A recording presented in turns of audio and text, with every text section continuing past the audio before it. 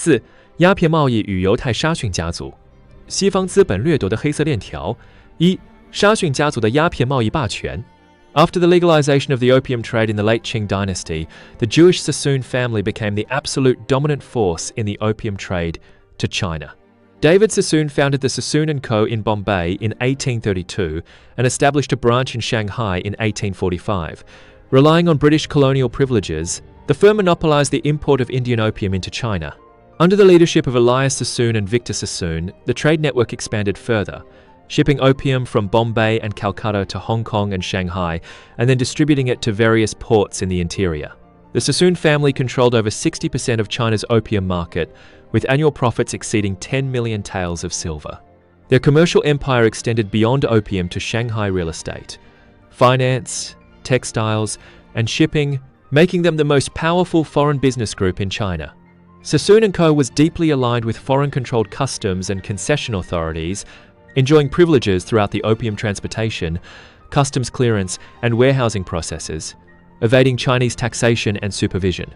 A financial section report in the New York Times on July 7, 1883, described the Sassoon family as a financial power dominating the opium trade in the East, whose wealth is built on the health and wealth of the Chinese people. 2. 鸦片税，清廷财政的畸形支柱。After the Second Opium War, the Treaty of Tientsin legalized the opium trade. The Qing court imposed a foreign opium tax and a native opium lijing, and opium tax revenue quickly became a core source of fiscal income. By the 1880s, annual opium tax revenue exceeded 8 million taels, accounting for nearly 20% of the Qing court's total fiscal revenue. It was used to support westernization, movement military industries, coastal defense construction, new army training, and new policies expenditures. The fiscal system's deep dependence on opium rendered early Qing anti-opium efforts superficial, creating a fatal contradiction where enriching the country required poisoning the people, and poisoning the people was the only way to enrich the country. Opium not only plundered China's silver but also devastated the physical health of the Chinese people and eroded social productivity, becoming a dual poison of Western economic plunder and Chinese social decline. 3. 万国禁烟会与财政牺牲。In the 32nd year of the Guangxu reign, 1906, the Qing court issued the 10 articles of the anti-opium regulations, launching a nationwide anti-opium campaign to ban poppy cultivation, eliminate opium smoking, and restrict opium imports. In 1909, the Qing court participated in the International Opium Commission held in Shanghai, signing an international anti-opium convention and aligning with Western-dominated international public health norms. By the second year of the Swan-Tong reign, 1911年, opium cultivation area in China had decreased by 90%, and opium imports had dropped by 75%. The anti-opium campaign reflected China's proactive integration into international rules, but it directly led to a sharp decline in the Qing court's fiscal revenue, with an annual loss exceeding 700 taels, further exacerbating the fiscal crisis. The New York Times report on February 14, 1909, stated, China's decision to ban opium is a response to global public ethics, but it has added insult to injury to an already fragile fiscal system. V. Western treaty privileges, the formation of the customs service, legion, and an unequal commercial tax system. 5. 西方条约特权、海关、离京与不平等商税体系的形成，以 the Foreign Inspectorate General of Customs and the complete loss of customs sovereignty, 以外籍税务司制度与海关主权的彻底丧失。After the Second Opium War, the Foreign Inspectorate General of Customs system was formally established. Britain's Horatio Nelson Leigh and Robert Hart successively served as inspectors general, controlling the administrative, inspection, taxation, statistical, and personnel powers of China's customs. The Inspectorate General was headquartered in Shanghai, and all port customs were managed by foreign inspectors, with Chinese officials serving only as nominal customs supervisors. Import and export duty, transit duties, and tonnage, DUES, collected by the customs were directly deposited in foreign banks as collateral for foreign debts and war reparations. The Qing court could only dispose of the customs surplus after deducting reparations.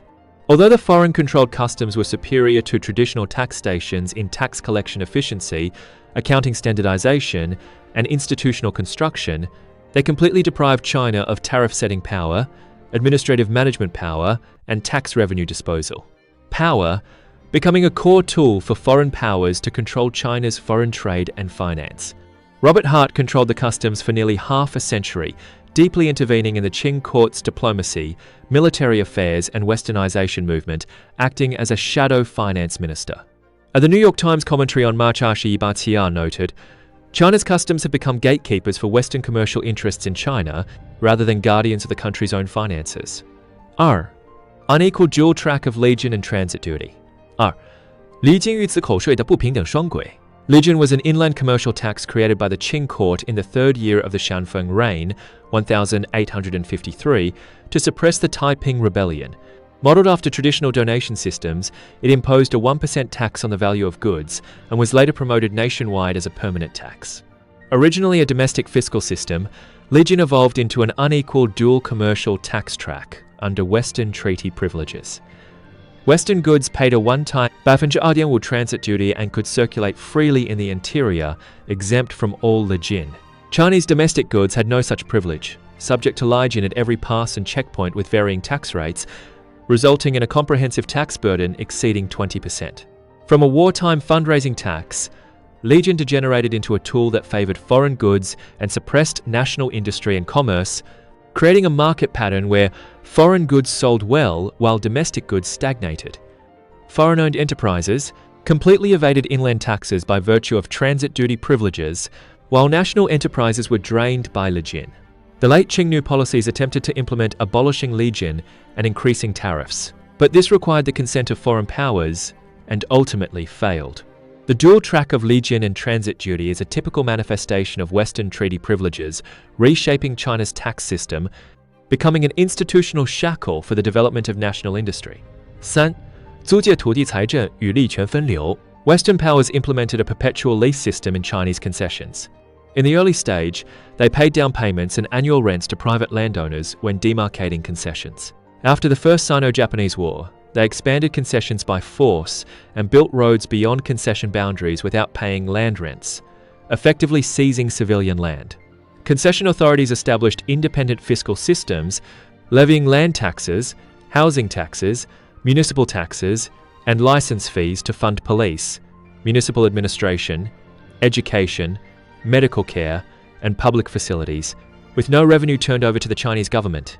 Land prices in concessions such as Shanghai, Tianjin, and Hangzhou soared year after year. Jewish merchant families such as the Sassoons and Hardoons, along with foreign banks, hoarded land and obtained enormous rental profits. Concessions became Western economic enclaves in China. Land finance and commercial tax revenue diverted a large amount of interests, further squeezing the fiscal space of the Qing court and forming an economic separatist pattern of states within a state.